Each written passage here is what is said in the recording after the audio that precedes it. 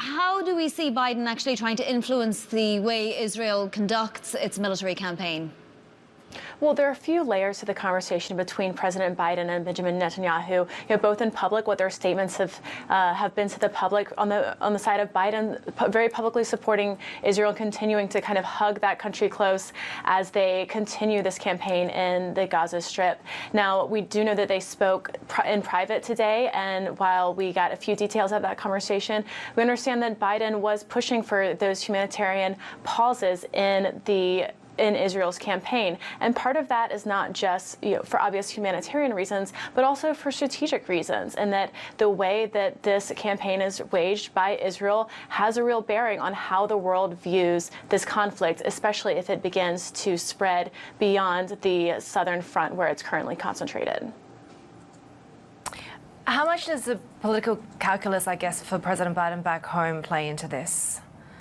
I mean, this is a tricky issue for Democrats. You have some Democrats on the far left who are much more likely to side with Palestinians and to point out that this was, an unstable situation that Israel contributed to with some of their policies.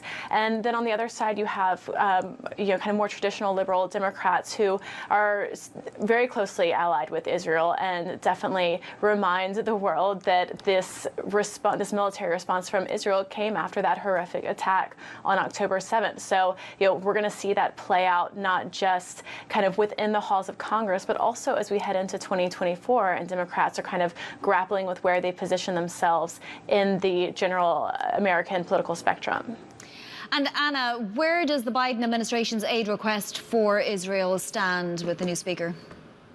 Yeah, so they've asked for $14 billion in aid, and Bloomberg reported today that that would go to boost Israel's missile defense operations and would just about double their Iron Dome missile launchers. Now, this is, again, the system that allows Israel to kind of repel those rocket attacks that we've seen from Gaza in the south, from Lebanon in the north. So definitely an important system for Israeli defense. And, like you mentioned, we'll see where that goes in Congress with the Republican-led House and the Democratic-led Senate, especially how that gets packaged with other aid requests for Ukraine and for the southern border.